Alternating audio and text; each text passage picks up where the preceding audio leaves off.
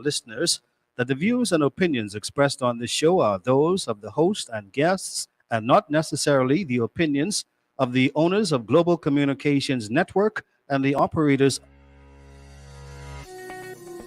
Today can be the turning point in your life by making a simple decision. Fundamental questions of navigation. Where am I? Where am I going? And how do I get there from here? I invite the leaders of our planet to ask themselves these three questions before they make any crucial decisions.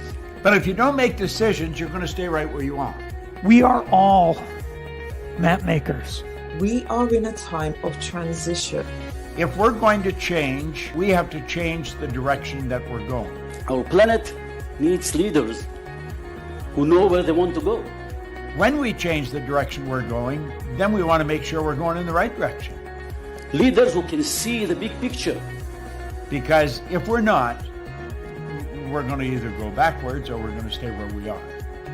Recognizing the psychological and the spiritual shifts and changes that need to be made, often from the inside to the outside. To be able to shape your future, you have to be willing and able to change your paradigm. Complex journeys require navigation. The path to the truth is one such journey. This is your GPS. Hairstyling services provided by J.D. Edwards Salon and Spa, Palmdale Shopping Plaza, Madera Street. Accessories provided by Chevette Williamson Jewelry. Standout jewelry for standout women. Good afternoon, everyone, and welcome to GPS Global Paradigm Shift on Global 99.5 FM. I'm your host, Michelle Malcolm. As always, it's a pleasure to be in your company today. Thank you so much for tuning in and making GPS a part of your afternoon routine. Much appreciated from this end.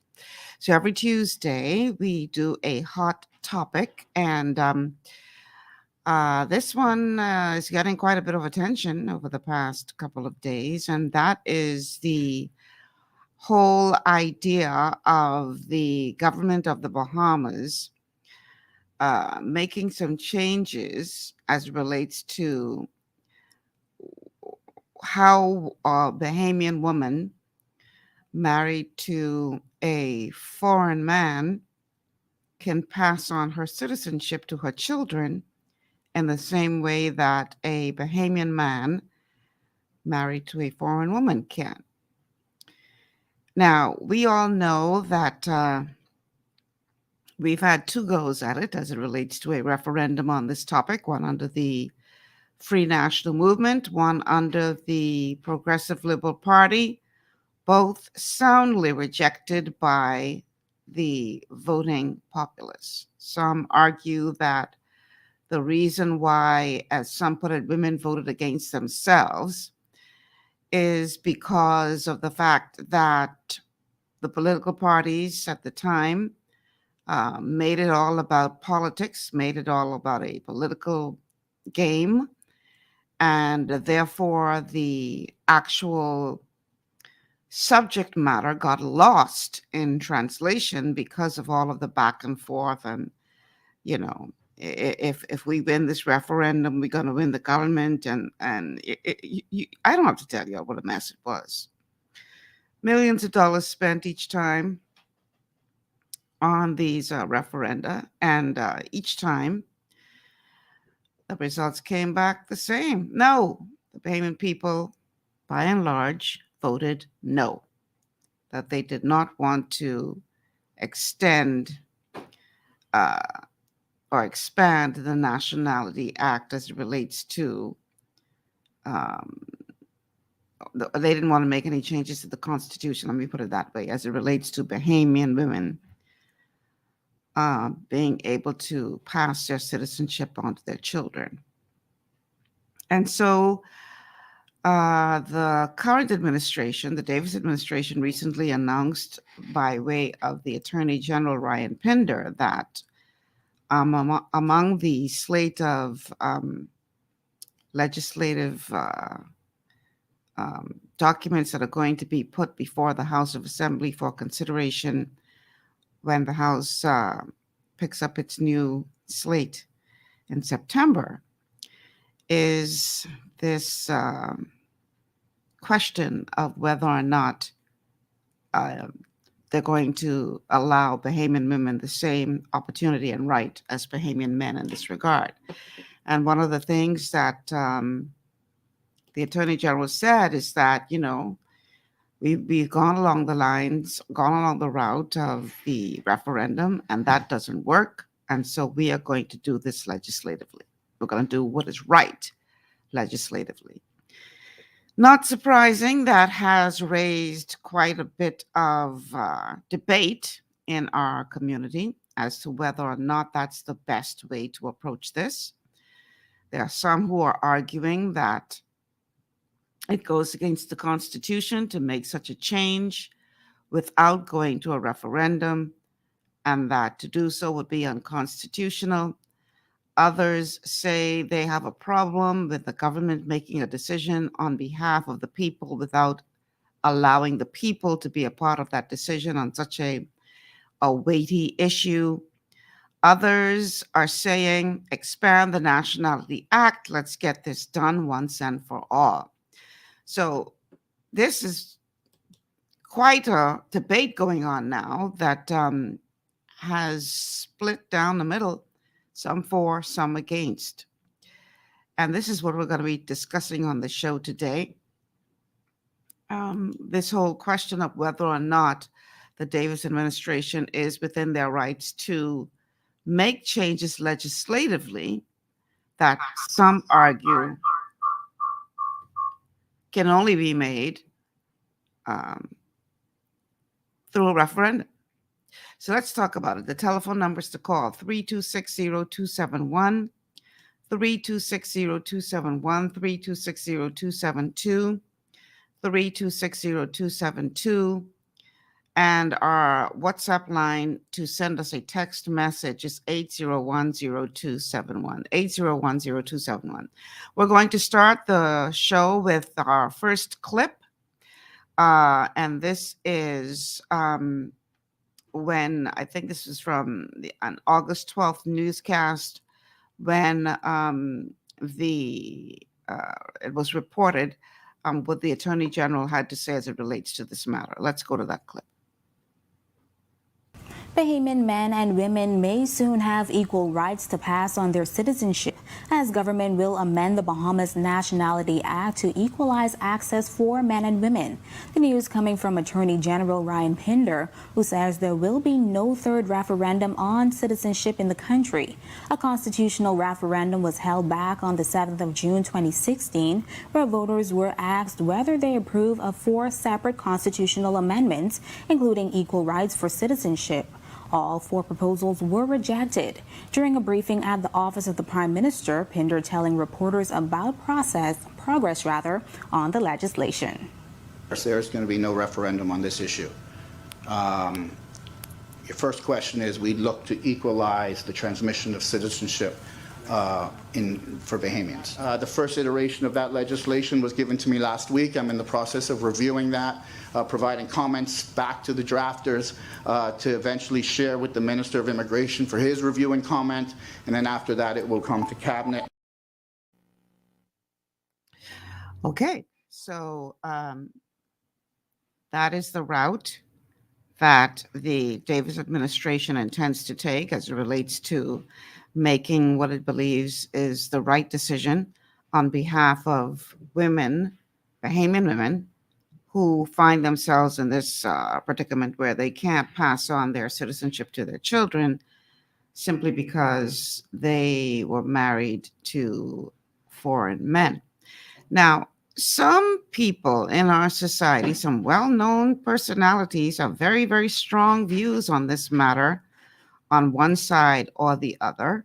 I remember Leslie Miller, for instance, saying, if a Bahamian woman decide to, and I'm paraphrasing here, if she decides to go marry a foreign man, she need to go behind that foreign man, leave our citizenship alone. Well, that clearly doesn't apply to Bahamian men because we see where many Bahamian men have gone on to marry women who are not born in the Bahamas, not Bahamians, and have no issues at all in this regard. And one of the biggest glaring examples was the whole question of whether or not former DNA leader Orinthia Komalafi would be adequate to lead our country, knowing that she is married to an African man and obviously would have found herself in this predicament as far as her children are concerned. Because the argument was, I've heard some people say this. I actually got into some arguments with some people over this, that we can't let her become prime minister because her African husband would be running things in the country. I find it ironic that these same people have no issues with our current prime minister being married to a woman who is not a Bahamian. And I'm not talking the individual personalities here, because let me tell you, if you know Mrs. Anne Marie Davis, she's one of the nicest people you would ever want to meet. So this is not about her, the person, but this is all about this whole question of equity and how can something be okay for a male, but the female does not have that same privilege. I want to read an article from today's Guardian. The headline is Dame Joan, Expand the Nationality Act. Children born to Bahamian women abroad should be registered as citizens. The article goes on to say, former Court of Appeal President Dame Joan Sawyer said yesterday that children of Bahamian women born abroad should be permitted to be registered as citizens of the Bahamas at birth. Dame Joan supports the expansion of the Bahamas Nationality Act to deal with the issue raised in the two failed referenda in respect of this specific citizenship matter. Such an expansion of the Nationality Act should include express provisions for the registration of the birth of children born abroad for Bahamian men as well as Bahamian women married to non-Bahamian men at the nearest Bahamian embassy or consulate within, say, 21 days of the child's birth, Dame Joan stated. Such registration should be evidence of the citizenship of that child as Bahamian from birth, just as children born here to a Bahamian parent are citizens of the Bahamas, and the evidence of that citizenship is the birth certificate. Dame Joan expressed that position in a 2019 paper examining the Nationality, Immigration, and Asylum Bill as it was then proposed. She repeated that view yesterday when asked her thoughts on the Davis administration's plan to bring a citizenship bill, which it said would affect gender equality in the Constitution. The bill has not yet been circulated for consultation, and as such, Dame Joan stressed that she has not seen it. But she pointed out that the Bahamas Nationality Act currently empowers the minister responsible for nationality and citizenship to use his discretion in registering minors of Bahamian citizens, minors of Bahamian citizens as citizens. Under Section 6 of the Bahamas Nationality Act, the minister may, at his discretion, cause the minor child to be a citizen of the Bahamas upon application made in the prescribed manner by the parent or guardian of such child. Dame Joan told the Nassau Guardian, I would prefer to have that discretion removed and then set out in law the actual terms that the woman can register their children at the nearest Bahamian consulate or embassy so that becomes the child's birth certificate.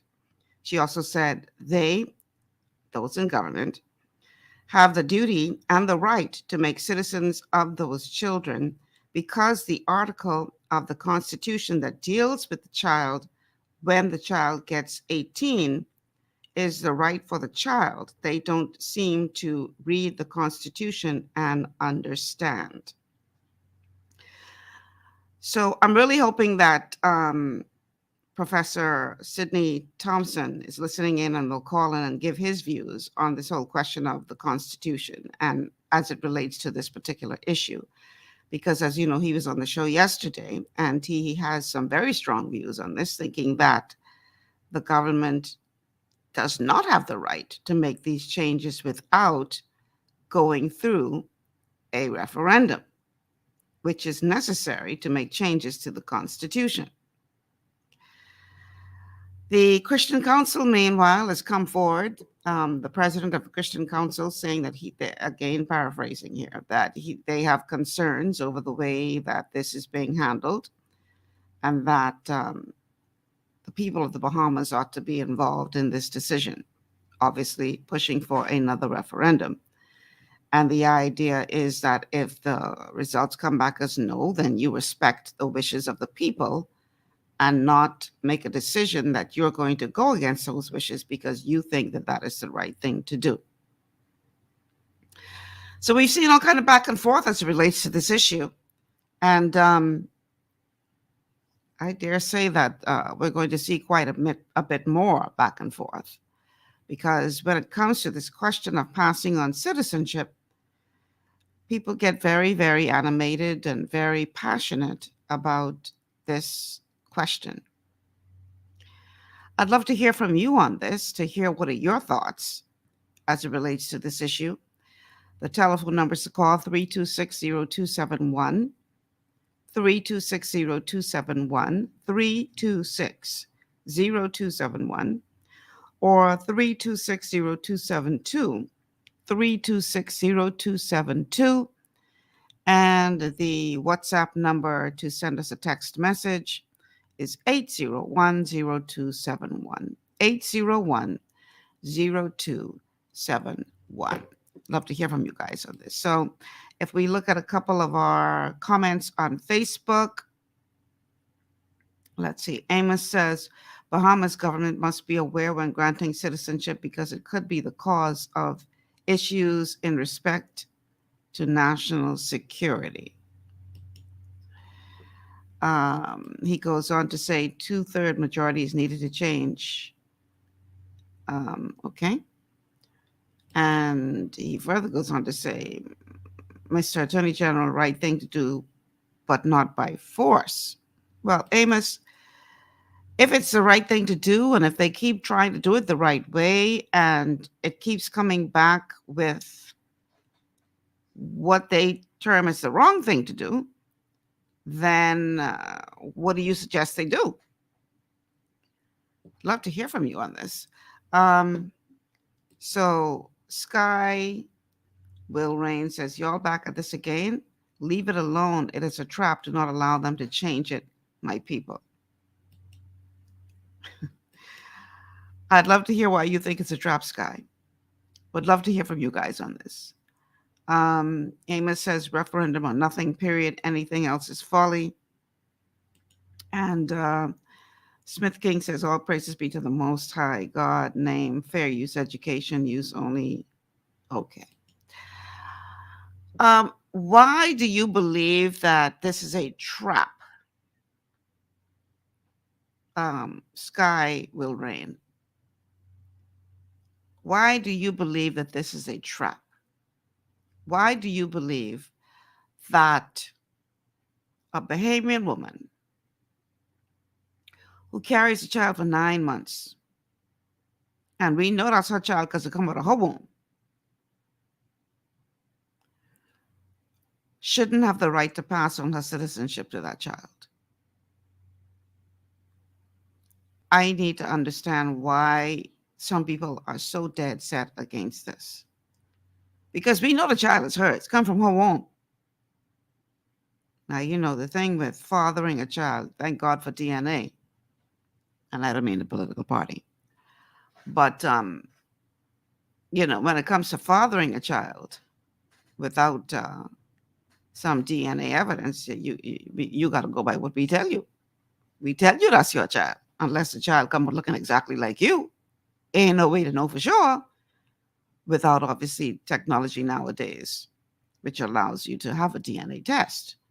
But we know the woman is the mother of that child if it comes from her womb.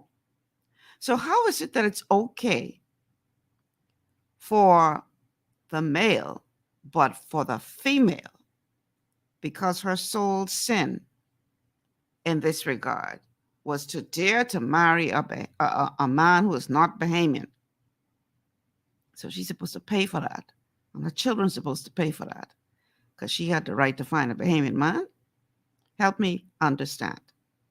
The telephone numbers to call 3260271, 3260271, 3260272, 3260272, and the WhatsApp line is 8010271, 8010271. Now, if you say we don't want women to have this right for whatever reason, then would it not be right to take that right away from Bahamian men?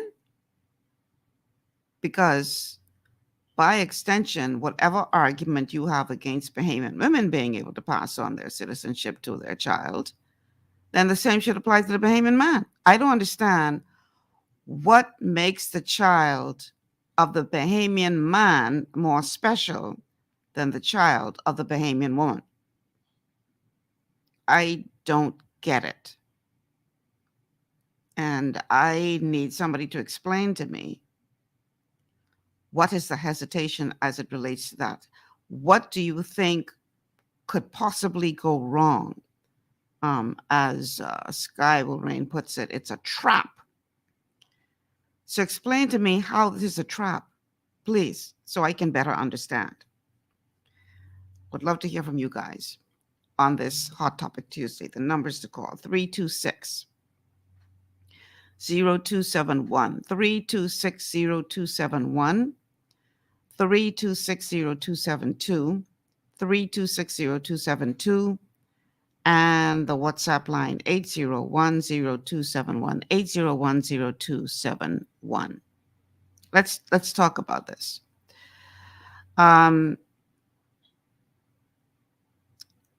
After the break, we're going to take a break in a minute, but after the break, I'm going to play a clip of another news story getting varying views of what the public has to say on this matter. But there are some people who are dead set against this.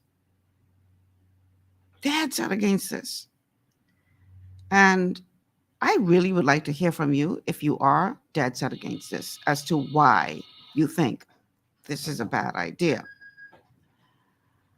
I think a big part of the problem in the past, why both referenda failed, is because the core subject got lost.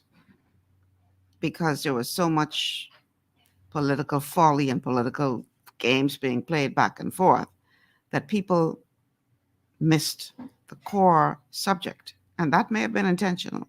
We have a call on the line. Caller, welcome to GPS. Good afternoon, Lady Malcolm. How are you doing? Excellent. How are you? Wonderful. With the topic that you have at hand, I totally agree with you. The fact that a male can pass on his citizenship to his child anywhere in the world versus the female, I think the reason why that was done was because of strong tradition, male tradition towards men back in the past. And men was able to pass on their names. Men was the only one that could pass on, the usual thing. I think that was done because of strong tradition. However, when it comes to nation building and citizenship protection, I think the same thing that is awarded to the females should be awarded to the men. That if your child is born outside of marriage, anywhere in the world, or even in marriage to a certain extent, providing that the parents, both parents are, that the children should be allowed to apply for citizenship at 18 years old. I think they should make it a level playing field, because if you're born in France, you're French. You're born on their soil. You're born in America, you're American. So your choice should be whether you want to be a Bahamian, should be at 18 in order to kind of control that kind of thing that's happening. So- In terms of being born, I am a child that was born to a Bahamian mother and a foreign father prior to 1973. Mhm. When I applied for my citizenship in the Bahamas, I had no problem because my mother had her papers. I was given my American papers before I left the United States as a baby. Mhm. So there was no problem for me attaining my Bahamian citizenship. So I don't see the problem there. Where the problem comes in for a lot of foreigners that we allow into the country is because their parents have no paper, some of them. But we're talking Oh. specifically about Bahamian women in this case, though. Okay, we speak because we always have that could be stateless and be this and be that. And be Yeah, that that's a thing. different conversation, though. Yeah, but with reference to the Bahamian women, I think the playing field should be level, and the child should be allowed to choose at 18, given some type of status, but he should be allowed to choose at 18.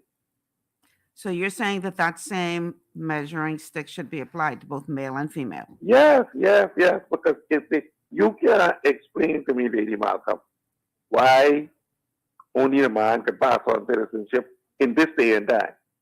And he's a Bahamian, she's a Bahamian. You can't explain that to me. He ain't like the fella could have children by himself, you know what I mean, or whatever the case may be. Mhm. I think it was traditional. That's where that problem came in, and we need to fix that. Okay. Thank you so Okay, much for thank you. calling. All right. We have another call on the line. Caller, welcome to GPS. Hello, Ms. Malcolm. Hi. How you doing, ma'am? Good. How are you? Yeah, I think they should use the same measurement stick.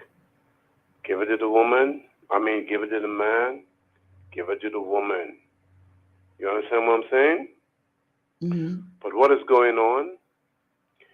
See, when you have Bahamian women, sometimes they're all over the world partly. They have children.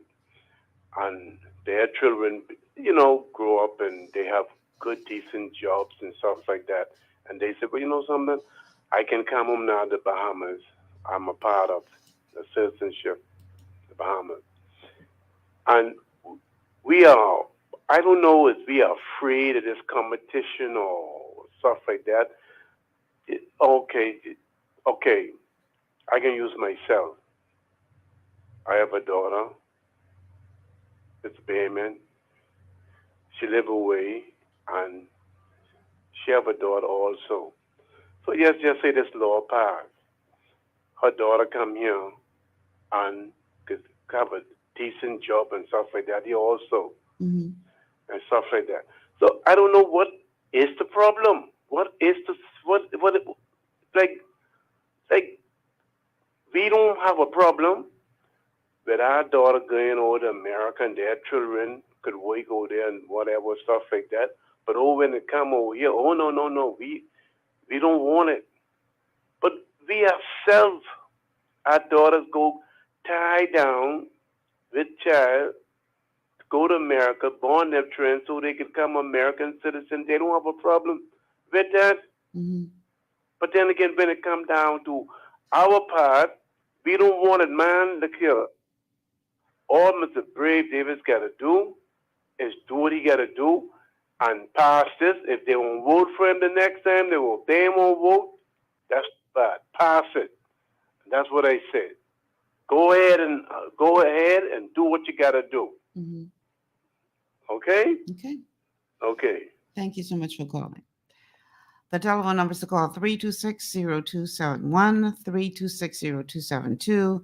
The WhatsApp number is 801-0271. We're going to take a quick break. On the other side, let's talk more about this whole issue. I want to hear from those of you who think that this is a bad move, because I want to understand the logic behind your thinking as to why, as somebody put it, this is a trap. I need to hear from you all. So we'll be back after these words from our sponsors. Stay with us. This is GPS.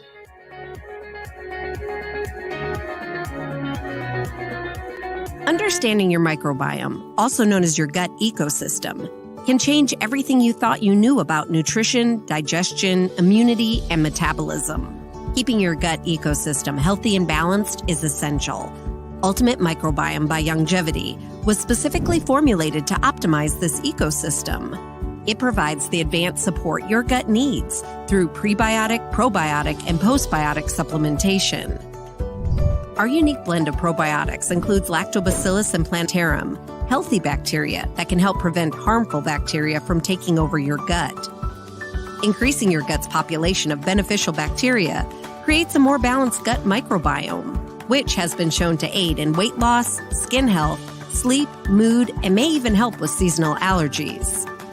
Ultimate Microbiome also promotes the production of postbiotics. Postbiotics are key to help regulate your gastrointestinal health. To enhance digestion, Digizyme Multi-Enzyme Complex, a blend of 5 specific enzymes, has been added to Ultimate Microbiome. It can help break down food so your body can better absorb nutrients. Plus, we've added our proprietary I-26 hyperimmune egg powder to aid in the elimination of disease-causing gut bacteria and help your body balance its immune response. Ultimate Microbiome, the scientific, proprietary, and holistic approach to gut health that helps optimize your body's entire gut ecosystem. To learn more, contact your Longevity associate. Welcome to Sunshine Auto, the hardest place on the planet for a rim fix and tires. We are your auto superstore for rims, Lexani, Azaras, Trueform, Western, Lux, Fuel, Tracklight, Tough, Rough Racing, Velocity, Mud, All-Terrain, and low-profile tires, cars, homes, and commercial window tinting. At Sunshine Auto, we put God first and customer is king. Glasses love. To stay healthy, it's crucial to make sure you get the nutrition you need every day. But it's difficult to get all your recommended vitamins and minerals from food alone. Even in the United States, 94% of people are deficient in at least one nutrient. Beyond Tangy Tangerine 2.0 by Longevity is a simple, convenient, and affordable way to help your body get the essential nutrients it needs. It's an advanced plant-driven multivitamin mineral complex that contains certified organic whole foods, trace minerals, and antioxidants.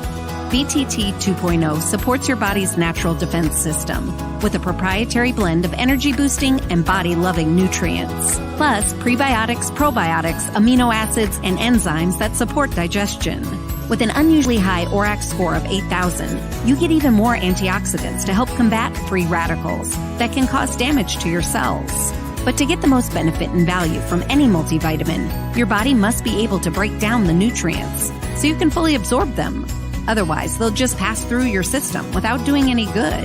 Beyond Tangy Tangerine 2.0 was specially formulated with synergizing cofactors to ensure you get maximum nutrient absorption.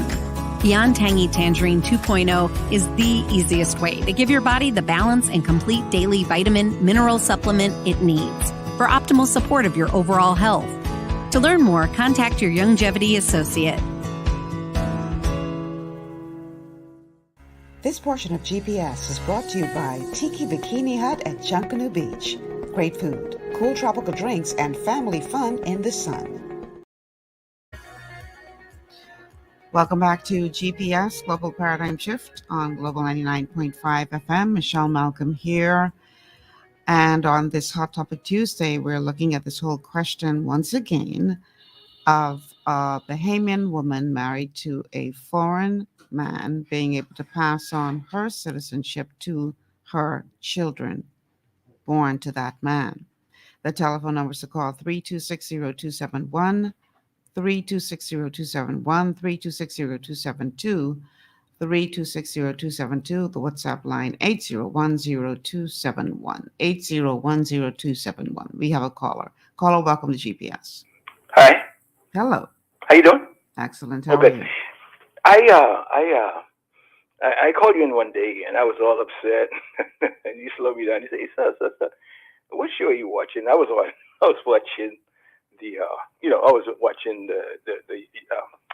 Facebook and on another show. Mm-hmm. But it was that same sweet voice who spoke to you before the break I think it was him, and people like him who always come on they sound so soft voiced and even handed with their opinions of when we go and do something in another country is okay, but when it comes here, we have a problem. Mm-hmm. I need to put this out there in his spirit and people like him, because we have a lot of people like that. The Prime Minister himself said, now, personally speaking, I don't like the Prime Minister right now. Now, that's just me. Mm-hmm. And but a clock is right twice a day. Mm-hmm. A bad clock Mm-hmm. is right twice a day. It's stuck on one number, right? And the Prime Minister said something that's very true. He said, given the Bahamian or the Bahamas disposition, or our everything that makes us Bahamas, it's unique, and so we have to deal with every problem that comes our way as only the Bahamas can deal with. You agree with what I'm saying? Mm-hmm. We have so many people in this little country, mostly on this little island called Nassau, and for some reason we have to wheel and deal and walk around and everything with these people, and it is not easy, but we're trying. As we watch, man, come on, we watch our country being taken away from us minute by minute, and now it's here with this. Well, you say you don't want to deal with the immigration, you're just talking about the women. Well, let me tell you something. My sister had to go to Miami because she had serious, health problems, heart problems in particular, and she wanted the best care she could afford. So she went to Miami, and now she has a little American. I have an American niece. All right, but she's full blown baby. I mean, she got nothing to do. She just happened to have been born there because of. But there are, and let's face it, there are people who go to these places to have American babies. There are Haitians who come here to have Bahamian babies. So that's nothing new. But I want to tell that guy, the caller, stop comparing us to America. You could start from one end of America and up to fill your car up 100 times to get to one side, from east to west, north to south.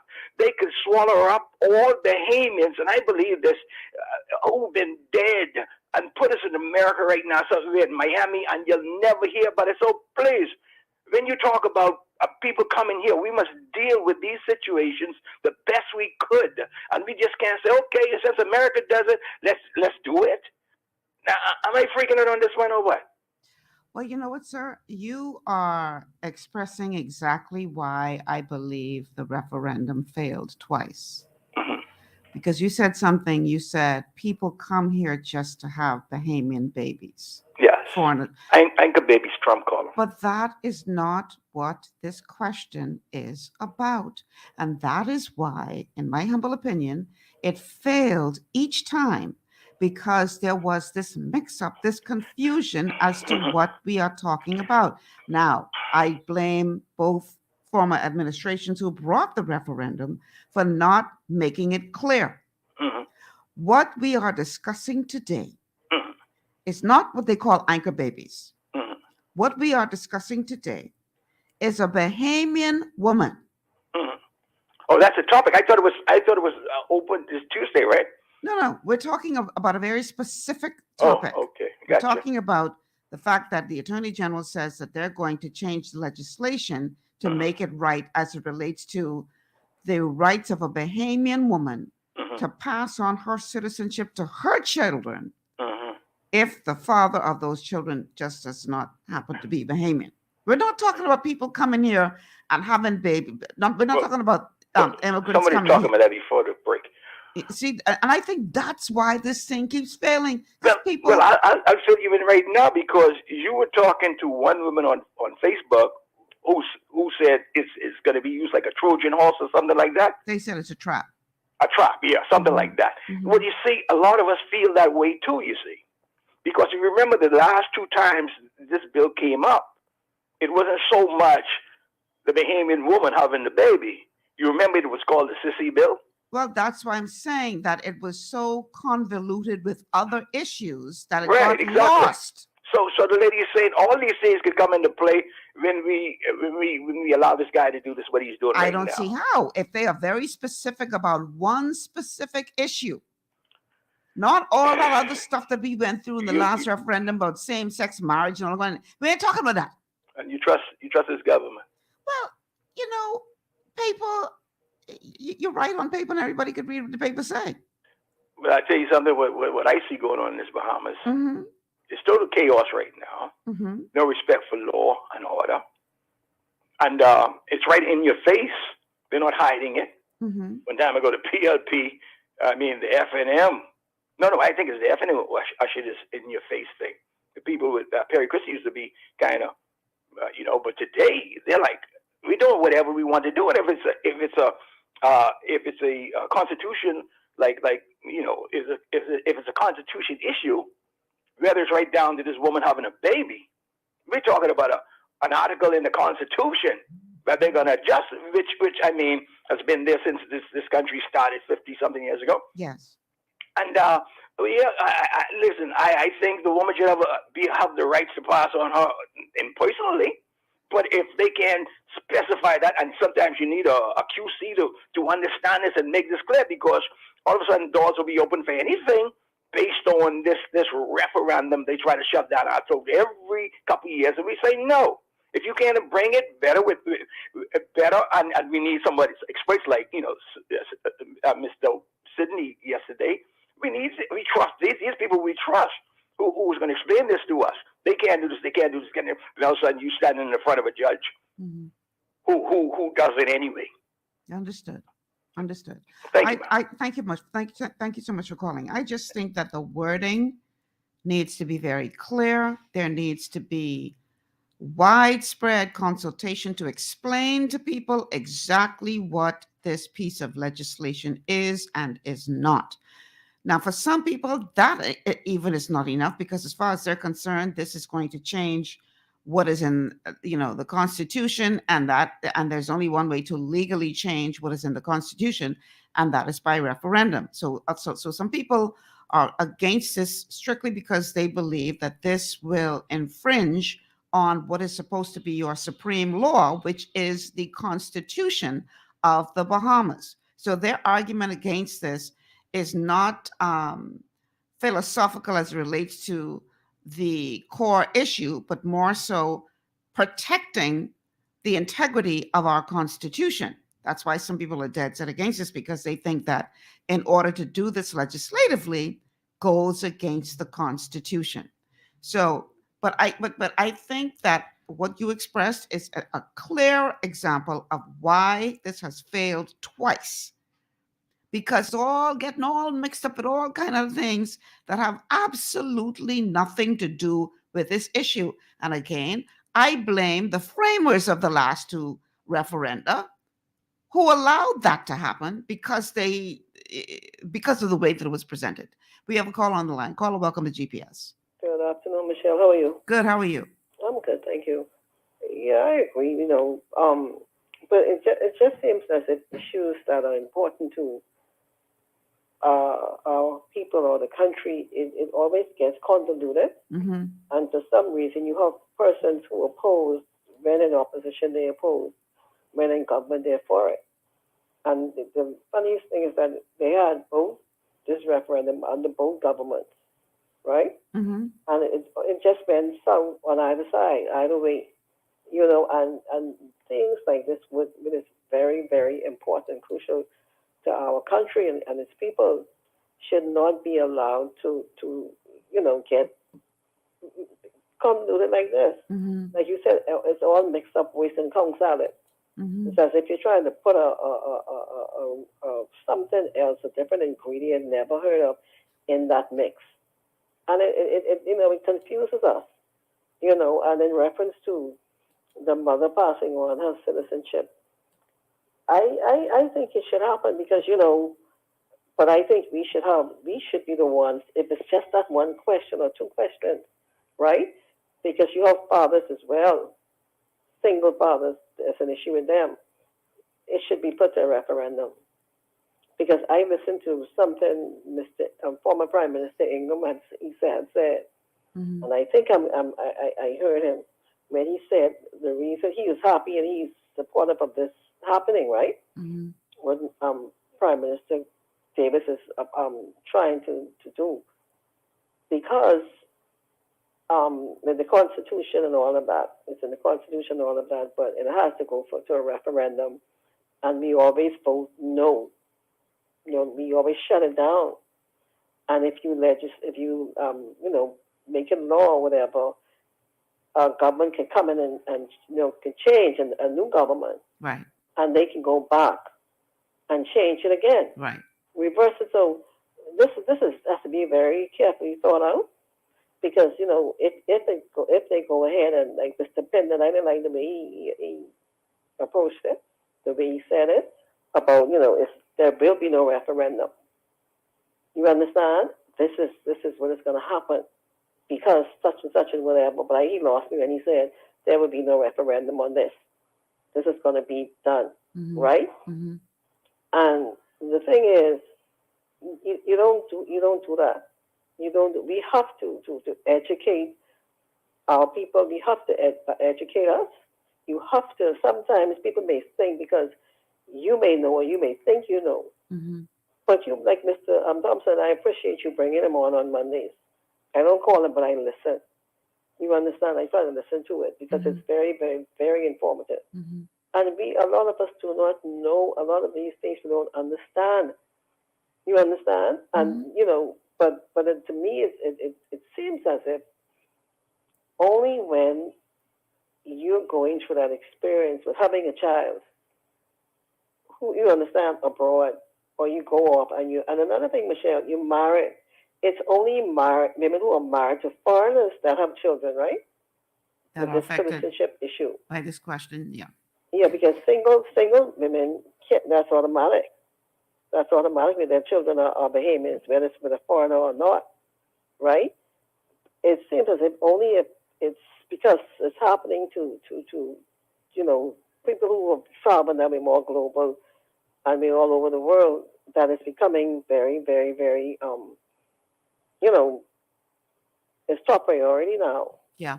Right? And that's another issue. But like I said, I think we still need to discuss this, and people, experts come on, or persons come on, and just continually go over it so that we can understand better. And I still think that we should, and I agree with the Christian Council President, whatever affects and that deals with our Constitution, something that you're going to change. If we go and we vote no, 150,000 million or whatever times, I still think we need to do this until we get it right, because it's gonna have a ripple effect. Like I say, I understand, I'm in agreement with it. I'm in agreement with it, just as I am with the Bahamian men being able to give their children citizenship, single Bahamian men, because married men can, but not single men if they're married to, or if not married, if they had a child with a foreign woman. Because I have a lot of Bahamian men who have children with foreign women, cannot pass on their citizenship if they are not married to that lady, to that child. So it's both sides. So to me, why are you only dealing with the women and not with the men? You understand? There are a lot of questions, and like you say, it's one specific thing that they want to deal with. My next question is, are they going to do this like every year for the next 4 years, right? Because we're almost 1 year in. They're going to deal with a piece of like each question that was on that referendum. I don't know. You understand? I wish, I hope, and I would love for Senator Pender, Attorney General, or the Prime Minister, or someone from the office to come on your show, Michelle, with Mr. Sidney MacArthur, Walter Thompson. Well, that would be hot. That would be hot. See if you can work on that first, please. I'll try. But thank you, Michelle. Thank you for calling. I want to read something, and then I want to piggyback what I'm about to read with the point that last caller just made. Raja on Facebook says, some feel it's another avenue to populate our society using the women to have children with foreigners, creating a new generation of legals, a new culture, tipping the scales to Bahamian Haitians. We don't trust Bahamian women to make the right decision, thinking foreign men will take advantage of them. All right, Raja, so let me ask you a question. You don't think, based on your argument, that it is possible for a foreign woman to take advantage of a single Bahamian man?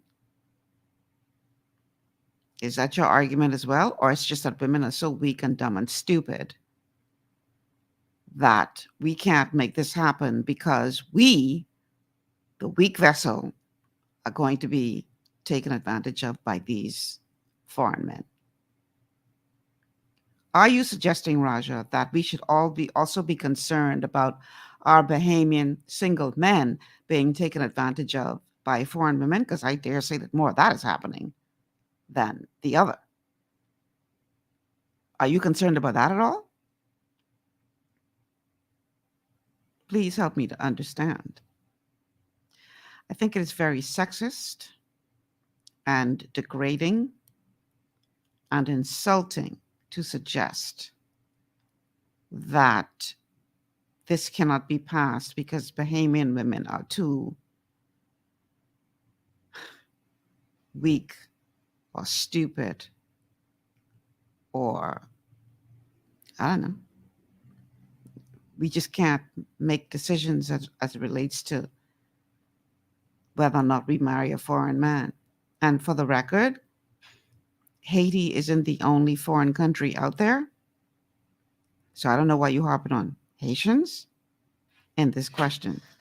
Let's look at a very, very popular example right now that everybody will be able to relate to. We all cheer loudly and wave our Bahamian flags with great pride when Shawnee Miller Weibo wins a race. A Bahamian woman representing our 242 on the world stage and winning up all these gold medals. We ain't got no problem celebrating her achievements, as we should. But just in case you didn't notice, her last name is Weibo. That's not a Bahamian name. Shawnee married a man who is not a Bahamian. Now, as much as we celebrate her and her amazing achievements on the international stage, on the world stage of athletics, if Shawnee and her husband were to have children, her children would not be Bahamian citizens. They would have to take on, based on our constitution, based on our law, the citizenship of their father, because that's what y'all say is the right thing. So if these children, and it's very likely that they would be because both their mother and father are world-class athletes. So if these children go on to become world-class athletes themselves, y'all can't be waving no Bahamian flag when they do well. Talking about Bahamas, because according to what y'all are saying to me, y'all ain't got no problem with it being as it is right now, that she can't pass on her Bahamian citizenship to her offspring, her children that come from her womb, simply because their father is not Bahamian. I want that to sink in. That's what we're talking about here. Now, if, like I said, on the flip side of the coin, you're telling me that you have a problem with a single Bahamian man being able to pass on his citizenship to his children born to a foreign woman, then tell me about that man who could be taken advantage of. Because plenty of that happening. Let's go to the phone lines. Caller, welcome to GPS. Good evening. This is Malcolm. Hi. As it relates to, it'll be kind of disingenuous to have to, deal with the aspect of citizens passing on by the woman versus the man. It's like they would have to be dealt with, simultaneously. Because as the law is, the Bahamas, our constitution doesn't permit dual citizenships. I mean, there are some people, who have it, but it's kind of, backdoor stuff. So until we permit dual citizenship, it's not going to change. I know a couple of people do a citizenship. No, like I said, there are people who have it. We know some, but they're kind of backdoor situations. You know, they kind of slip through the crack. Okay. Because I know some people, but they're not. You know, they wasn't approved. You know, they kind of travel one direction with one passport and travel the next direction with the next passport. But because the Bahamas, if they want to cut the two passports, they get trouble, and one's going to be confiscated. Okay. So until that is addressed, you know, that's not going to happen. And I mean, the truth is, as in for what about the woman's husband? You know, he wants to pass his citizenship on to his child as well. So I hear what you're saying, but you know, I think that would be a question as to whether or not his country would allow, because a lot of countries don't have an issue with dual citizenship, as you just described. But if I am a Bahamian woman and I want to pass on my citizenship to my child, should I be penalized because some other woman's husband wants to pass his citizenship on to his children? But it's not being penalized, though. And the reason why I say that, because, you know, a woman could be in a marriage, you know, in the Bahamas, and once she's married, even if that child is not for her husband, that child automatically goes to her husband. But is that right? That's what I'm asking. No, I said a woman could be married, and if she has a child that may not be for her husband, that child automatically belongs to her husband. Wait, say it Because of her again. name. Say it again. If a woman is married, and she has some extramarital affairs right with another guy, and then a child is born, the child automatically takes on her husband's name. So what does that have to do with the question we're asking today? No, the point I'm making is that it's right now it's unfair on all sides. So your suggestion then is, in the interest of a foreign man, we should discriminate against a Bahamian woman. But there's discrimination on both sides. So why are you more concerned about a foreign national, a foreign man, than you are concerned about your Bahamian sister?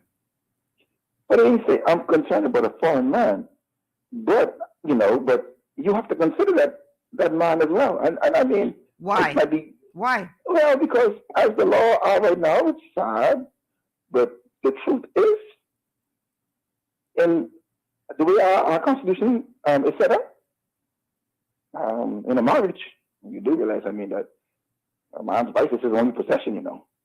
Say that again? I mean, it's sad, but a man's only possession is his wife in a marriage. Sad, but that's the way it is. Did you say possession? That's it. And I say that's sad, but that's the way the law is set. That a man's wife is his only possession in the Bahamas. Possession. So all these are stuff that needs to be corrected. Yes. That's when he owns. That's my wife. That's the only thing he owns in the marriage. That she owns everything, including him. Possession. Okay. Well, Michelle, do you know that except a man can prove that he is a bachelor, if he's married, he can't do no major transactions. There's no financial institution buying no property and nothing of substance, except his wife signing on the dotted line. Again, people do it, but that's kind of a backdoor deal again. But except you can reduce a certificate that you're a bachelor, you can't do nothing without your wife. But a woman, on the other hand, could do whatever she want to do, whether she's married or not, all the same. She could buy and sell as though she's married, buy and sell as though she's not married. But a man, if he's married, his wife has to sign the dotted line. This is the Constitution. There's a lot of correction needs to be made to our Constitution. So I can't answer one way or the other to that point. But again, I think that has absolutely nothing to do with the topic of discussion today. And see, this again is why every single time the referendum is brought forward, it is shot down, because people come with these arguments that have nothing to do with what we are supposed to be focusing on. Absolutely nothing to do with it. No, but Michelle, but if a man, is not if a man is not married, he can't pass the citizenship on to his child. I'm aware of that. So that's it's unfair on both sides. I'm aware of that. Is that right? No, it's not. So these are all things that needs to be corrected. You know, the balance in our constitution, but I don't think it's going to happen no time soon. Well, the reason being because it won't happen anytime soon if we continue to have this pervasive attitude of, well, yeah, that's just the way it is. That's just the way it is. So that's just how it is. Like we don't have the power to change it. No, we do. But we don't have the will to. Say that again? And the reason why we have the power, but we don't have the will to change it. And the reason why we don't have the will to do it, because, you know, even at the last referendum that did not pass. I mean, we know that there are majority of voters are females in this country. It's the females who predominantly voted against that, you know. I am aware of that. You know why? Because they have more to lose. No, because they were not properly informed, because they were voting on referendum that were poorly structured, that there was a lot of confusion as to what the real subject matter was, because the political parties used it as a political football. And like everything else in this country, we are very polarized when it comes to politics. I remember the very first referendum. I was working at ZNS at the time. And I remember it was scheduled to be not too long before the next general election. And I remember specifically Hubert Ingram saying, whoever wins this referendum will win the next election. Well, when he said that, it became a political issue. It became a political football. It became a political game, because the Progressive Liberal Party could not let that referendum succeed based on what he would have said. Yeah, but in that referendum too, what Mr. Ingram did wrong, he and the whole FNM party, you know, they decided to take the government money and go on campaign to tell people to vote yes. So that was wrong. They were supposed to carry, you know, all people from all sides and, you know, give us the pros and the cons, the good, bad, and everything. But they just it became a political issue, because he going to make a statement, whoever wins this referendum will win the next election. So it became a political issue. Because the PLP had to prove, no, we can win this. And so they went on and campaigned out against it. And so then the FNM had to campaign for it. And the real issue got totally lost.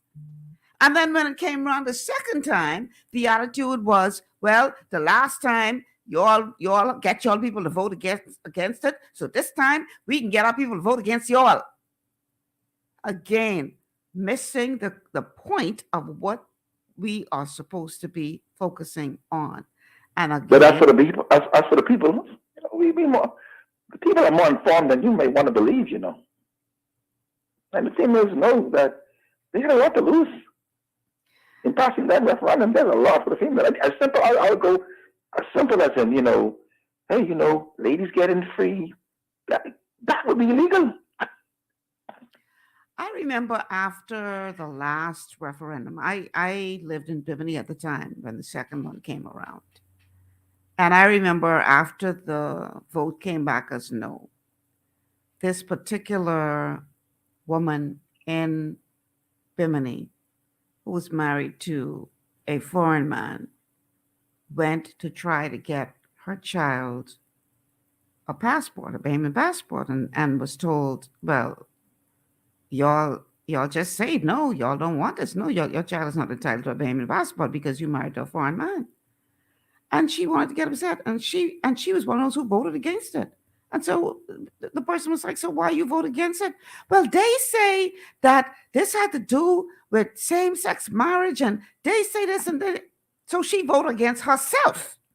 I mean, she may have been one of those uninformed voters. And there were many. And I personally believe that was intentional.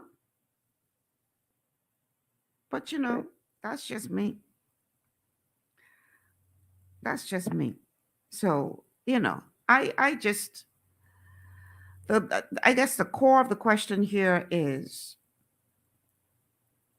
the Davis administration within their rights to try to make this change legislatively, even though twice the Bahamian people have voted on it and said no? Are they overstepping their? No, I think with that, I think Mr. Pinder might have a personal agenda there. So no, I don't read that. All right. Okay. Thank you so much. Nice talking. All right. We are going to take a break, and when we come back, we're going to hear what other members of the public have had to say on this matter. I would like to hear more from y'all who think that there's a personal agenda situation going on. And what wording would there be that would make you comfortable enough to know, if you were given an opportunity to vote again, that this is not some hidden agenda, but just an effort to make a wrong right? Would love to hear from you guys. 3260271, 3260272, WhatsApp 8010271. Let's take a break. We'll be back after these words from our sponsors. Understanding your microbiome, also known as your gut ecosystem, can change everything you thought you knew about nutrition, digestion, immunity, and metabolism. Keeping your gut ecosystem healthy and balanced is essential. Ultimate Microbiome by Longevity was specifically formulated to optimize this ecosystem.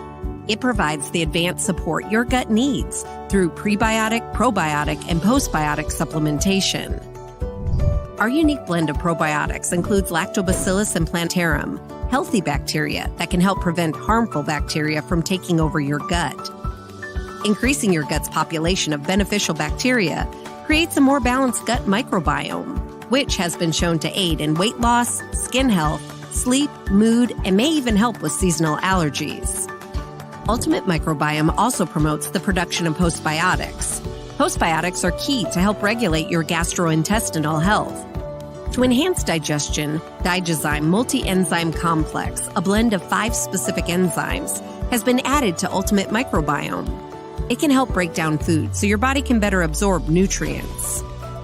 Plus, we've added our proprietary I-26 hyperimmune egg powder to aid in the elimination of disease-causing gut bacteria and help your body balance its immune response. Ultimate Microbiome, the scientific, proprietary, and holistic approach to gut health that helps optimize your body's entire gut ecosystem. To learn more, contact your Longevity associate. Welcome to Sunshine Auto, the hardest place on the planet for a rims, paints, and tires. We are your auto superstore for rims, Lexani, Azaras, Trueform, Western, Lux, Fuel, Tracklight, Tough, Rough Racing, Velocity, Mud, All-Terrain, and low-profile tires. Cars, homes, and commercial window tinting. At Sunshine Auto, we put God first and customer is king. Glasses love. To stay healthy, it's crucial to make sure you get the nutrition you need every day. But it's difficult to get all your recommended vitamins and minerals from food alone. Even in the United States, 94% of people are deficient in at least one nutrient. Beyond Tangy Tangerine 2.0 by Longevity is a simple, convenient, and affordable way to help your body get the essential nutrients it needs. It's an advanced plant-driven multivitamin mineral complex that contains certified organic whole foods, trace minerals, and antioxidants. BTT 2.0 supports your body's natural defense system with a proprietary blend of energy-boosting and body-loving nutrients, plus prebiotics, probiotics, amino acids, and enzymes that support digestion. With an unusually high ORAC score of 8,000, you get even more antioxidants to help combat free radicals that can cause damage to your cells. But to get the most benefit and value from any multivitamin, your body must be able to break down the nutrients so you can fully absorb them. Otherwise, they'll just pass through your system without doing any good. Beyond Tangy Tangerine 2.0 was specially formulated with synergizing cofactors to ensure you get maximum nutrient absorption. Beyond Tangy Tangerine 2.0 is the easiest way to give your body the balance and complete daily vitamin mineral supplement it needs for for optimal support of your overall health. To learn more, contact your Longevity associate. This portion of GPS is brought to you by Tiki Bikini Hut at Junkanoo Beach. Great food, cool tropical drinks, and family fun in the sun. Welcome back to GPS. We have a caller on the line. Caller, welcome to the show. Good afternoon, Michelle. How are you? Good. How are you? Not bad. I guess not many people would agree with me, but I believe that the father is the key to the nationality. And I'll give you two reasons why I believe that. Mm-hmm. I believe that if your father is a Bahamian, you're a Bahamian. If your father is American, you're American. I believe that for a biological reason, and I believe that because of a spiritual reason. Biologically speaking, it is the seed of the man that germinates, that fertilizes that egg. I believe that from the man, all right, that baby has been fertilized, that sperm has been fertilized, and from the man, I believe that that child has been given life, biologically speaking. Spiritually speaking, the scripture says that when we are born again, our citizenship is where our Father is. Where's our Father? In heaven. Like I say, many may not agree with me, but those two reasons why I agree and believe that where your Father is from, that's where you're from. Have a good day, Michelle. You do as well. The telephone number is to call 3260271, 3260271, 3260271, 3260272, 3260272, 3260272, and the WhatsApp line to send us a message via text 8010271, 8010271. Let me read one or two messages. So this one says, we need a referendum. We should not allow 39 persons to determine our future as a people. Ebony also says, it is time our laws protect us, Bahamians. Okay. She further says, nothing supersedes our Constitution.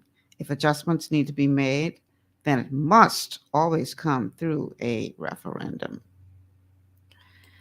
Amos says, so true, but will the politricians let the people have the power? Perry and the numbers referendum. Okay. Ebony says, most Bahamians don't trust these new age politicians to make laws in our best interest.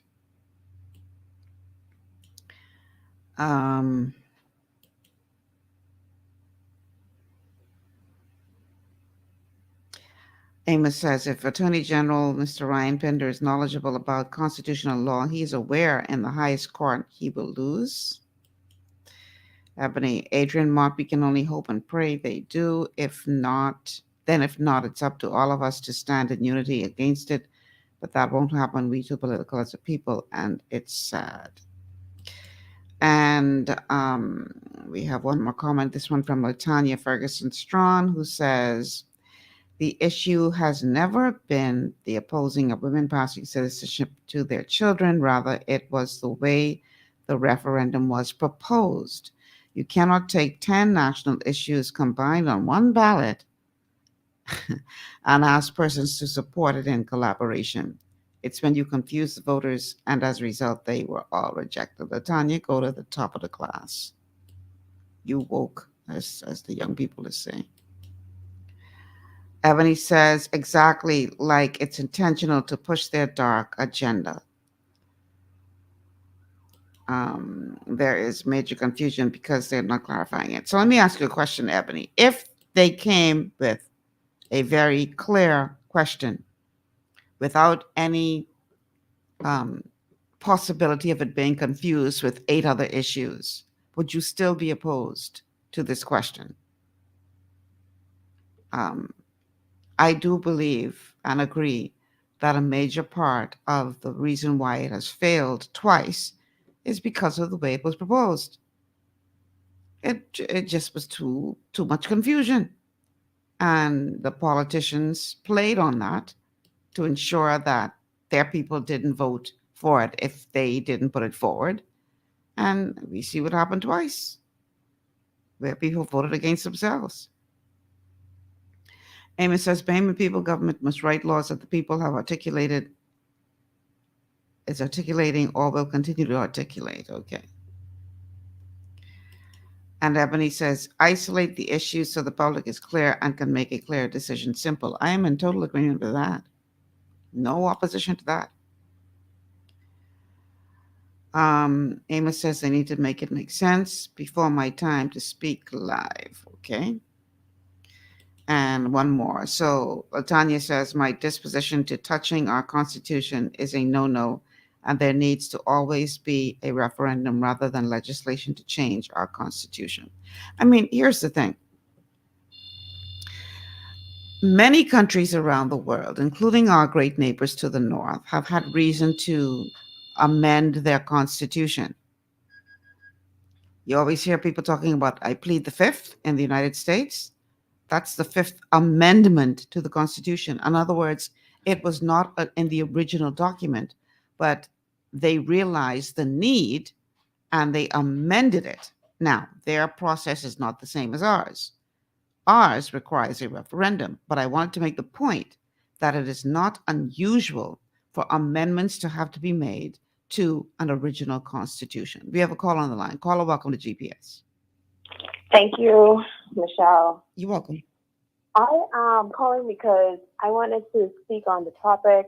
For me, I recall when that second referendum occurred, and in my one household, me, my mother, and I were against each other. And no matter how much I tried to explain to her how this would affect us as women, she believed the men who influenced her, who happened to be religious men, who believed that the gays or same-sex would have some right through the wording to get married in the Bahamas. See, for us, we have a cousin who is married to a foreigner who is from England. Originally, they met right at Queen's College. Is it Queen's College? Yes, Queen's College. And his parents were expats. They were teachers. They got married when they were like 18, still together, have a beautiful child. And sadly, they had to move away because he couldn't get citizenship and therefore get, all the papers sorted out so he could actually work here in the Bahamas. Right. I know of countless other cases of other females who've gone off, gotten better education, married persons, and they want to come back. They want to give their children Bahamian citizenship. However, it's unable to be done so currently. I believe that we need to stop doing the same thing which you just spoke about earlier in regards to politicizing things that are going to benefit Bahamians, especially Bahamian women. I don't think that there should even be a referendum held yet again, or they should hold another one. I believe that it should just be put forth because we as Bahamian citizens are not second-class citizens. We as women carry a lot of load, and we should have the right to transfer and give our children their Bahamian citizenship rights, even if we choose not to marry a Bahamian man. And that's not because there aren't a lot of good men out there. Sadly, there are not a lot of good options for us younger women. And that's another topic, and a lot of men don't like to acknowledge it. Not everyone wants to have a scheming husband. Not everyone's going to look the next way. Modern women actually want a husband who's going to be for them, and if they're going to find it someplace else, then they will. But we should have the right, and they should not be coming with any other reason as to why we shouldn't. And that's it. Thank you. Girl, you just mash all kind of Bahamian man corn. Girl. How dare you speak against our good Bahamian man? Anyhow, let me go back to the Facebook messages. This one is from Cheryl. Cheryl says, what about the argument that a Bahamian man marrying a foreign woman with 6 kids. What is the likelihood of that woman bringing her 6 foreign children? 100% all given citizenship. See, again, you all mixing this up like conch salad when it's not necessary to mix it up, because this ain't got nothing to do with her children who she had before she married him. That's like comparing apples and oranges. We ain't talking about her children who she bring. We talking about the children from him that she had.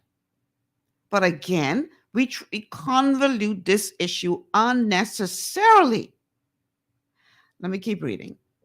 All given citizenship. What is the likelihood of a Bahamian woman marrying a man with 6 children and they seek citizenship? All Bahamians should be able to transfer citizenship to their children.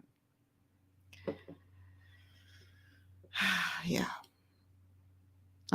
Adrian says, Miss Malcolm, boy, you know how to throw rock.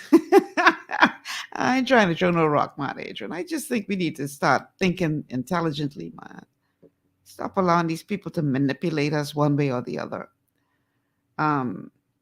Roger says both sides can get taken advantage of. Yeah, but you only hear about them taking advantage of a woman. These dumb, stupid, weak woman who can't think for themselves because they a woman. Y'all better sit small until y'all name called with that foolishness, because I take grave exception to that. So Jacqueline says, my granddaughter caught up in this. Mom is citizen, dad Bahamian. Hey, Jackie. Adrian says, more rock. Jacqueline says, dad, single Bahamian, was not able to pass his citizenship to her. I'm not sure what that last thing was supposed to say, Jacqueline.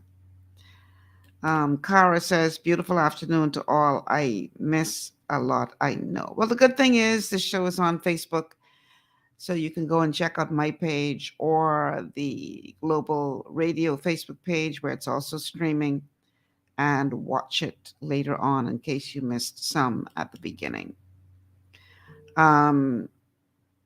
Okay. Amos, this is a long one. Let me see if I can get through this. Amos says, no, Michelle, she knew the slavery past of those of us who became citizens under the British Nationality Act.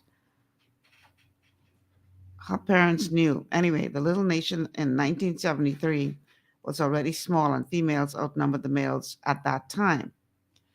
Real consideration was given by Great Britain in respect to our new independent nation. National security was important then, and it's very important now if we are to remain a free people. Bottom line is, somebody called in earlier and pretty much raised the point. We live in a patriarchal society, whether you want to admit it or not. I know you all think, some say, what else do y'all women want? And women run this and women run the next. But there are certain key things in which we are still discriminated against, and this one is one of them.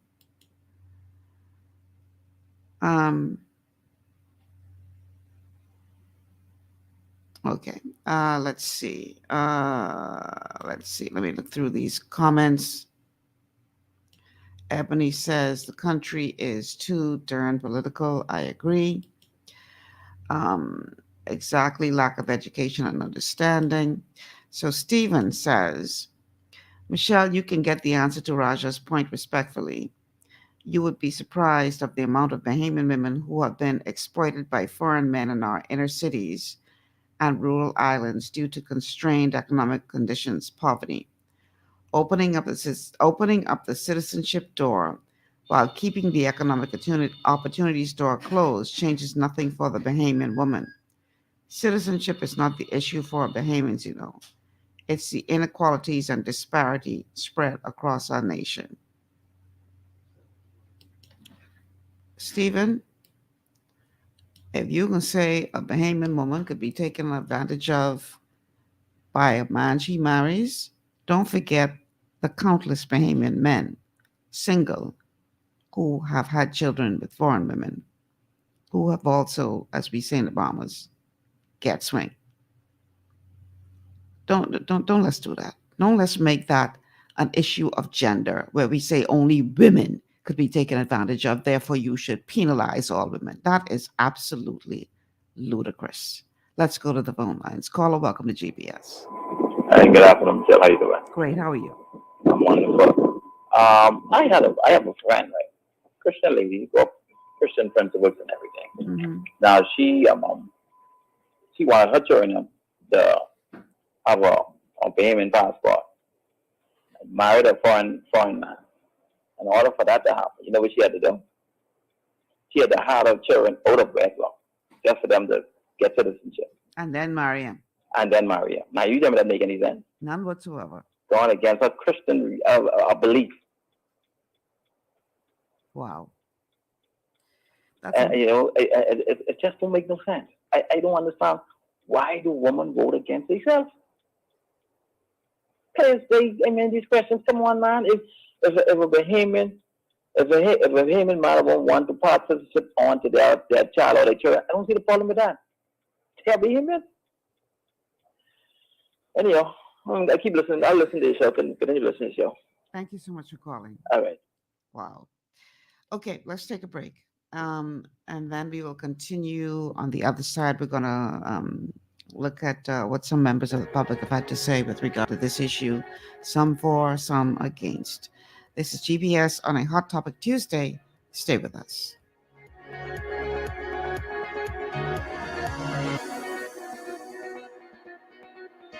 Understanding your microbiome, also known as your gut ecosystem, can change everything you thought you knew about nutrition, digestion, immunity, and metabolism. Keeping your gut ecosystem healthy and balanced is essential. Ultimate Microbiome by Longevity was specifically formulated to optimize this ecosystem. It provides the advanced support your gut needs through prebiotic, probiotic, and postbiotic supplementation. Our unique blend of probiotics includes Lactobacillus and Plantarum, healthy bacteria that can help prevent harmful bacteria from taking over your gut. Increasing your gut's population of beneficial bacteria creates a more balanced gut microbiome, which has been shown to aid in weight loss, skin health, sleep, mood, and may even help with seasonal allergies. Ultimate Microbiome also promotes the production of postbiotics. Postbiotics are key to help regulate your gastrointestinal health. To enhance digestion, Digizyme Multi-Enzyme Complex, a blend of 5 specific enzymes, has been added to Ultimate Microbiome. It can help break down food so your body can better absorb nutrients. Plus, we've added our proprietary I-26 Hyperimmune Egg Powder to aid in the elimination of disease-causing gut bacteria and help your body balance its immune response. Ultimate Microbiome, the scientific, proprietary, and holistic approach to gut health that helps optimize your body's entire gut ecosystem. To learn more, contact your Longevity associate. Welcome to Sunshine Auto, the hardest place on the planet for a rim fence and tires. We are your auto superstore for rims, Lexani, Azaras, Trueform, Western, Lux, Fuel, Tracklight, Tough, Rough Racing, Velocity, Mud, All-Terrain, and low-profile tires. Cars, homes, and commercial window tinting. At Sunshine Auto, we put God first and customer is king. Blasted loud. To stay healthy, it's crucial to make sure you get the nutrition you need every day. But it's difficult to get all your recommended vitamins and minerals from food alone. Even in the United States, 94% of people are deficient in at least one nutrient. Beyond Tangy Tangerine 2.0 by Longevity is a simple, convenient, and affordable way to help your body get the essential nutrients it needs. It's an advanced plant-driven multivitamin mineral complex that contains certified organic whole foods, trace minerals, and antioxidants. BTT 2.0 supports your body's natural defense system with a proprietary blend of energy-boosting and body-loving nutrients, plus prebiotics, probiotics, amino acids, and enzymes that support digestion.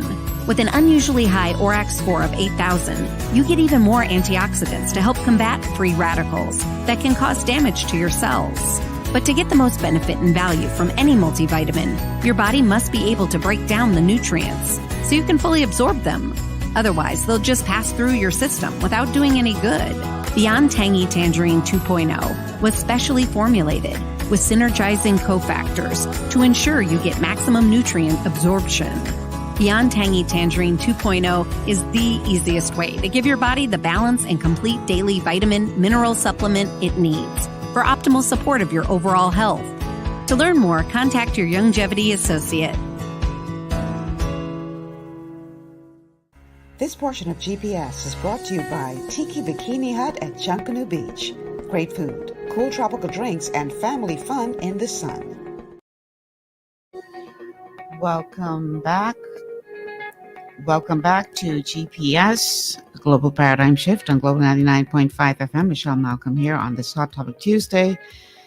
We are talking about the Attorney General's pronouncement that the Davis administration does not intend to go back to a referendum as it relates to this whole question of expanding the way that a Bahamian woman married to a foreigner is able to pass on citizenship to her child or not pass it on to a child.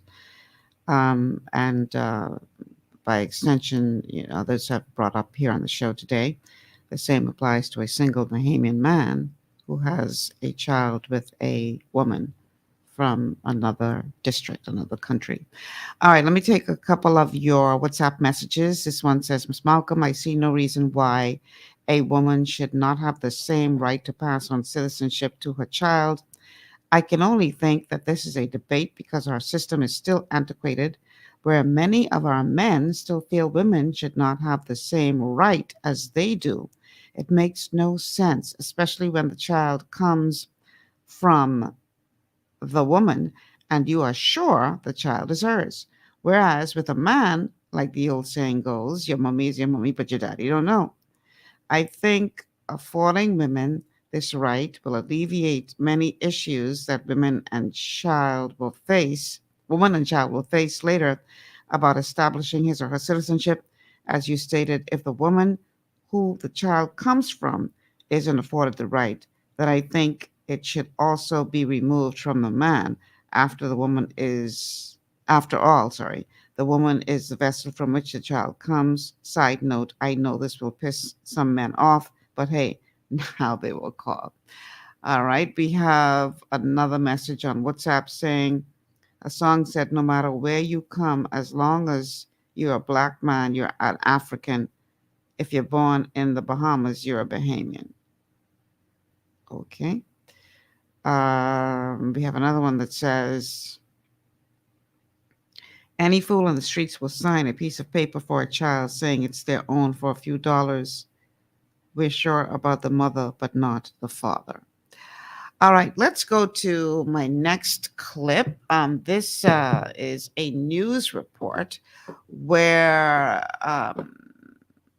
they took to the streets I'll take it from here, Jason, where they took to the streets to ask the public what their thoughts are as it relates to this whole issue, whether or not the Davis administration is heading down the right path with their decision to not go back to referendum, but make whatever changes are necessary through legislation, or whether they are off their rocker and, are overstepping their rights as it relates to tampering with our Constitution. And not unlike what we heard on this show today, people were pretty much split down the middle.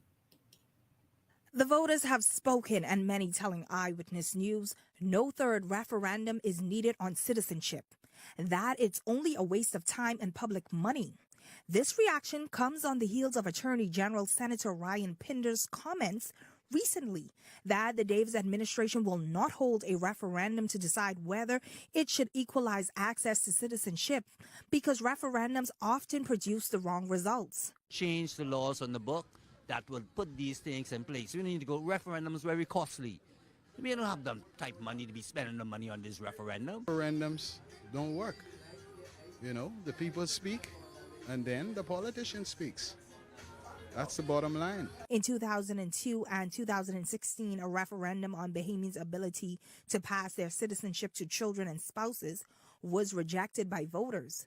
Back in May, former Prime Minister Hubert Ingram explained why he held a referendum on the matter. The laws that couldn't be changed by another parliament. It had to go to another referendum. That's what I wanted to do. I didn't just want to change the law and somebody come along and change it back. That's why I went the hard way. Well, the Bahamas haven't gone the hard way twice. I think Prime Minister Davis will take, sensibly, the easier way. Pinder confirmed that the administration will amend the Bahamian Nationality Act to equalize citizenship access for men and women in the upcoming legislative year. One voter telling Eyewitness News that there's a reason why we go to the polls every 5 years. Do bidding on our behalf? Why? That's why they're getting paid. That's why they get elected for 5 years.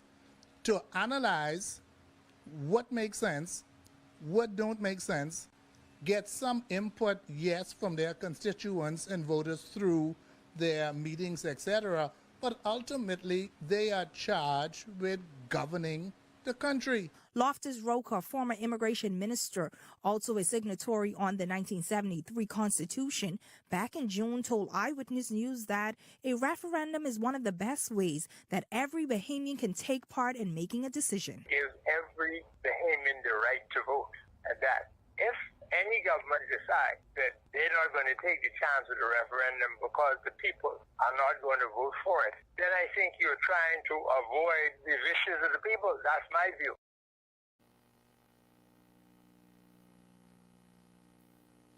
Okay.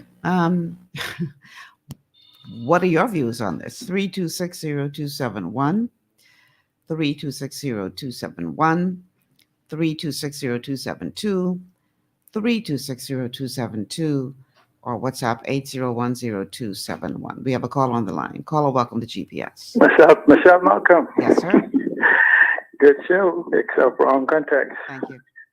You know, I listen most of the time for today, and I see the argument being made. First of all, I think you and I owe the Bahamian people a show on immigration reform, because the first two referendum was garbage juice. Even the gaming referendum was garbage juice. Either they reflected incompetence or deceit, plain and simple. Anyone reading the Constitution can see there is no discrimination in the Constitution. In fact, the Constitution cannot discriminate. However, we can have an argument, and you made this point concerning equity. Now, equity and equality are two different things. Mm-hmm. Okay? The Constitution, if you look at it, is equitable. Because they make this a woman issue. You know why they made it a woman's issue? Because it made sense, because 60% of the population was women, and you wanted to, if you want to have bias or do something that isn't, you appeal to the emotionalism of an issue. Oh, women, they don't want you to have this, they don't have whatever. But here's the beauty of it. On both of those referendums, I think I'm owed apology by both administration, because myself and among others said, going back to 2002 when this first started, that we need not go to a referendum to do this. So the only aspect of going to a referendum was to enshrine something. Don't tell me it was women's rights, because over 40 years, 49 years, we could have took individually each item and dealt with it. And this is why when we talk about immigration, we must lay all of the puzzles on the table. There may be dozens of them, Bahamian men with children, Bahamian women with children in the Bahamas, outside the Bahamas, married, single, on both of those issues. We also have to have a conversation concerning naturalized citizens also transferring citizenship by virtue of derivative, whether they adopt children or have children outside of the Bahamas, inside of the Bahamas, etc., etc. We're not having these conversations. It is absolutely deceitful for anyone with QC behind the name to say they knew what was going on, because then it proves deceit. Then if they say incompetence, then they should not have had the title. But we went through this exercise, and here's very simply, you know, if you want to talk about women, right? Women not being able to transfer their citizenship. Well, how come you don't talk about me? I got a football team I can't transfer citizenship to that was born in the U.S. And DNA prove every single one of them is mine. I hear you. Okay, but this is when you allow it to be conflated and convoluted. It appeals to emotionalism. But see, in the Bahamas, it has one thing. Now, these gentlemen sitting in the House of Assembly knows there's a pending case in the front of the Privy Council. If they are not going to continue with that case, then the ruling in the Supreme Court and our appellate court then stands that says any child born to either is a Bahamian. That stands. See, so we can't even change the law unless we will accept the ruling as is or wait for the Privy Council, because it changed the dynamics of the very law we say we're going to pass. See, I'm saying I'm not regaled or silked, and it says so. The Constitution also says, and every single one of those says subject to whatever rules, whatever, or public policy, immigration rules, or whatever. See, so the only difference between my sister in the U.S. who married a U.S. citizen and me who married a citizen is the Constitution guarantees her upon application that she will be granted it unless there's some major thing. That's the protection. See, the Constitution protects, permits, or prevents. There's no prevention in our Constitution.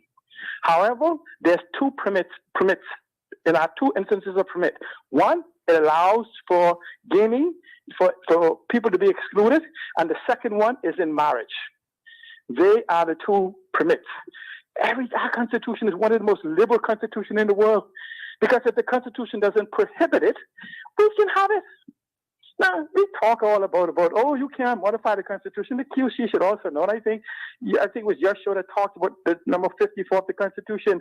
That's the protection of all of the things we say. 60% of this, 75%, all this stuff we say is protected in the Constitution. But guess what? Number 54 in the Constitution is not protected.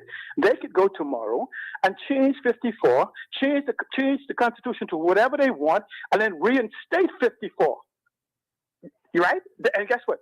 Once they change 54, they don't need no referendum. They don't have to even come back to us. Pass it now, pass it in the Senate, send to the Governor General. Then after they want whatever they want in the Constitution, come back and says, we will now modify 54 to make these things protected again. The things, except for the things we change. There's something wrong with us as a nation building shanty towns of laws and regulation that doesn't serve us as a developing nation. We need critical mass in this country. Immigration reform in its proper context of all the things I talk about derivative citizenship, about everything else. In fact, most people don't know. You could buy a cruise ship, right?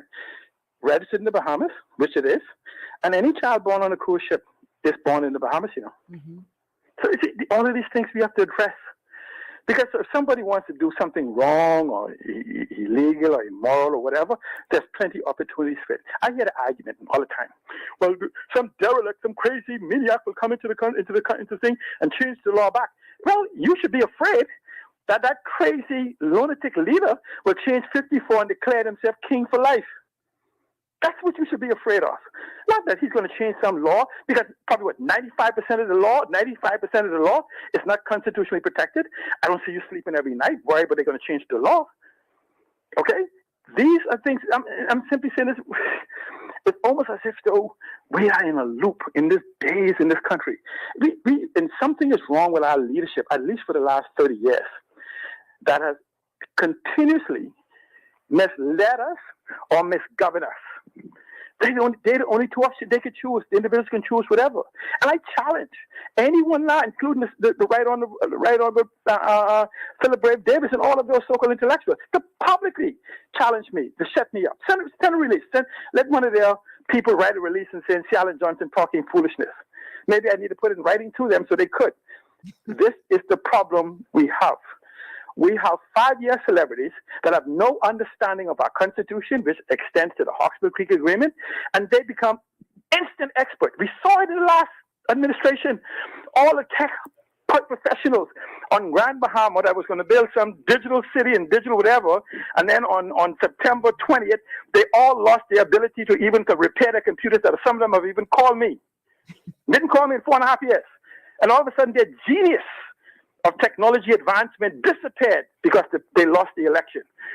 We need to stop this madness. We need to stop governing for the 20% and govern for a nation. That 20% PLP, that 20% FNM, we keep governing for every 5 years and ignoring the 60% in the middle that we're not preparing them to be competitive in a global marketplace. We're going to lose this country, not from immigrants, but from people taking this over financially. Because give me control of your financial system, you could put whatever you want, as many people as you want in this country. You still got nothing. And until we understand, there must be a revolution of our minds and one to ownership. Not this thing that, everybody will own a business or everybody will own a home and this, whatever. One where constructively you own your economy. Because we don't own the economy. We are laborers in tourism, we are laborers in financial services, and we are laborers in the civil service. We don't own nothing.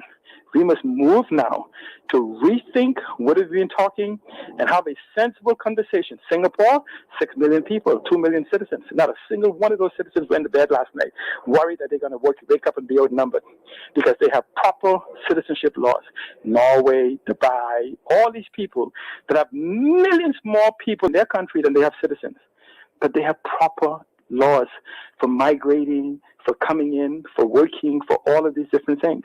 So we must put all of these on the table and ask, what can we do from an economic standpoint, from a national development standpoint, to bring competent immigration reform to this country so we could get the critical mass while protecting the sovereignty of the humans. Let me end in saying this, Michelle. You know why they don't want digitalization? You can find out that JP, who was signing, who witnessed the birth of people that was born after I was born before him. Okay, can you imagine that JP says I was there 5 years before I was born to witness the birth of C. Allen Johnson? That's why I got a test. He's a Bohemian, and then you start checking all the computers and find out that one JP witnessed 1,000 births in all kind of different islands and all those different things. Corruption, data reveals, which we've been trying to conceal. This is the problem we have of why they want to keep us archaically in the 19th century in the dark. Because moving to digitization and having a form of immigration reform and whatever will actually empower Bohemians. You know what you say? If you got 1 million people and they don't own the houses, they don't own the apartments, they don't own anything, where they need to live? In apartments and houses owned by Bohemians. So hopefully, Michelle, within this week or next week, we can have an actual conversation with straight down some points on immigration so we can understand women. My sisters, my mothers, my daughters, whatever, have been lied to for 49 years about what their rights and privileges is, because all they have to do is pass it into law and give them privileges. The only difference is, and they mean it's identical. The requirements to be citizen could be identical, just that one is protected or enshrined and the other is not. Nothing else is needed. This conversation is garbage juice, and the Bahamian leadership for the last 30 years or more have us as, we are a Christian nation. You remember that, right? Abide by Christian principles. Mm-hmm. They think we are lovers of Jesus so much that we're the donkey he rode on.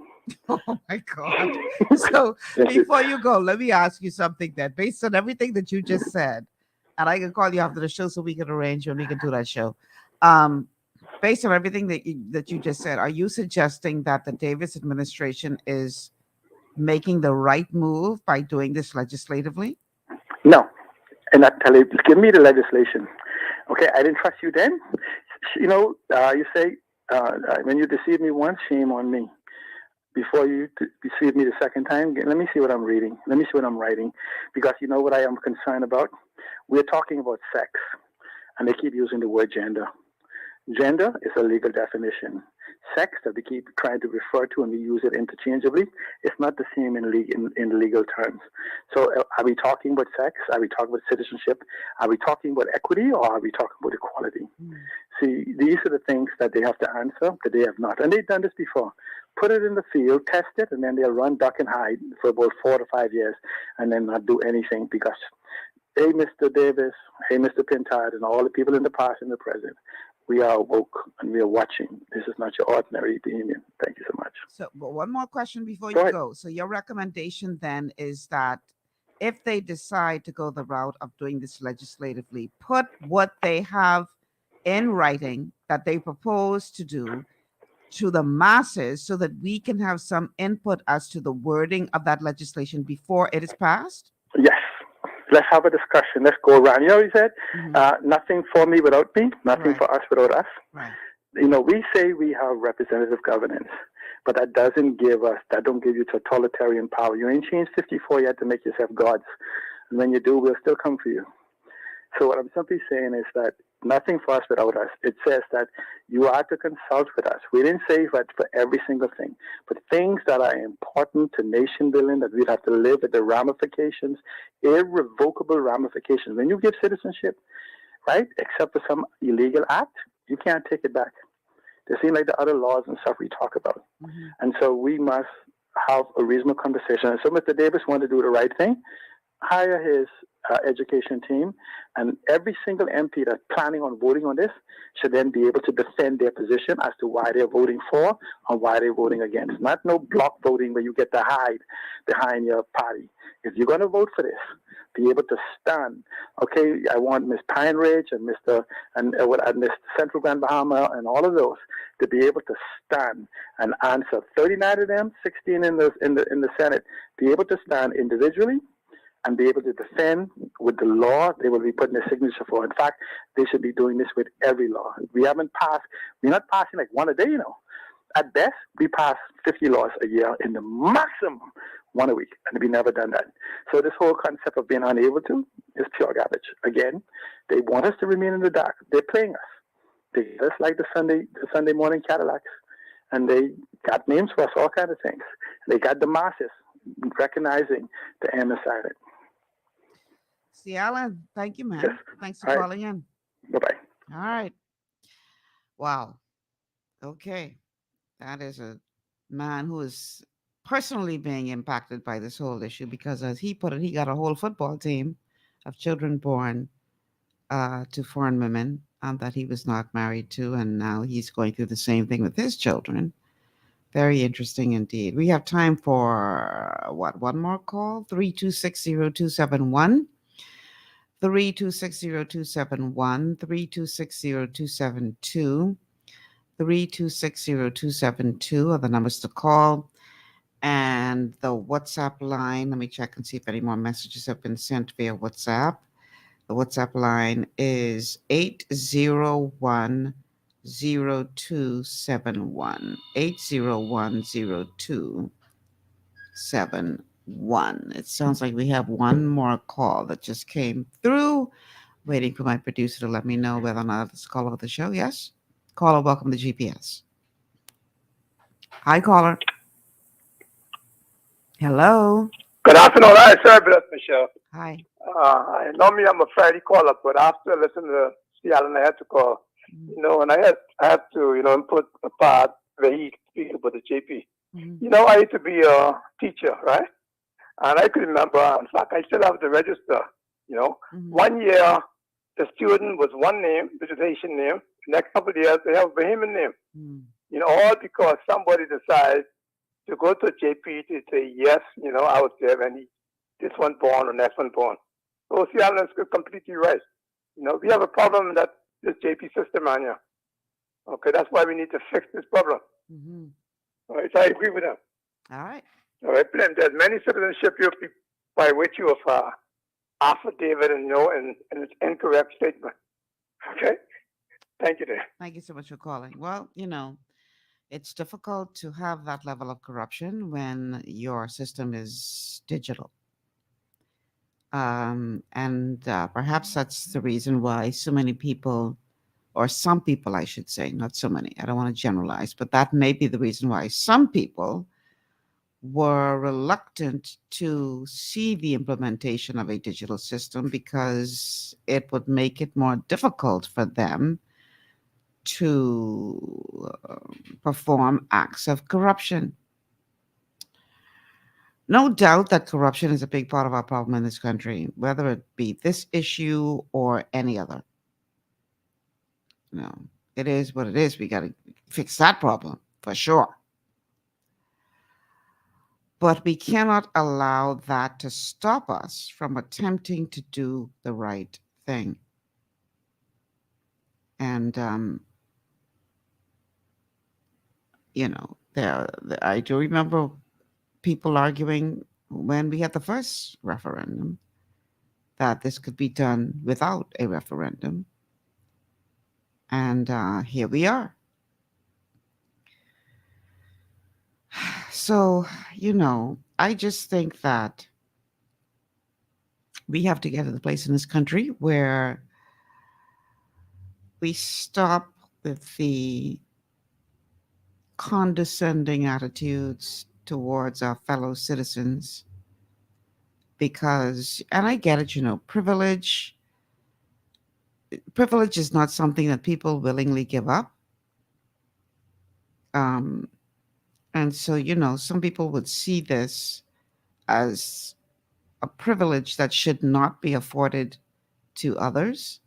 But we need to put down, and this is just my humble opinion, our selfish motivations and do what is right for all Bahamians. And if that means, again, not putting all questions, lumping them all together as one, but separating them so that people have the right to understand them individually, vote individually, etc., then perhaps that's the way we should have gone. I dare say that it was. But here we find ourselves. So I agree that referendum ain't gonna work. Am I saying that we should allow somebody put 39 people to determine the destiny of our future without our input? I don't agree with that either. This is not a black and white issue. There's a lot of 50 shades of gray when it comes to this. We just need to make sure that we are on top of it all so that at the end of the day, we're doing what is right for all Bahamians. That's my time, people. Got to get out of here. Tomorrow is Wellness Wednesday, and we will be looking at a topic of importance to your health and well-being. Do not miss it. Until then, I'm Michelle Malcolm. It's always a pleasure to be in your company. Thanks so much for tuning in, and I'll see you guys tomorrow.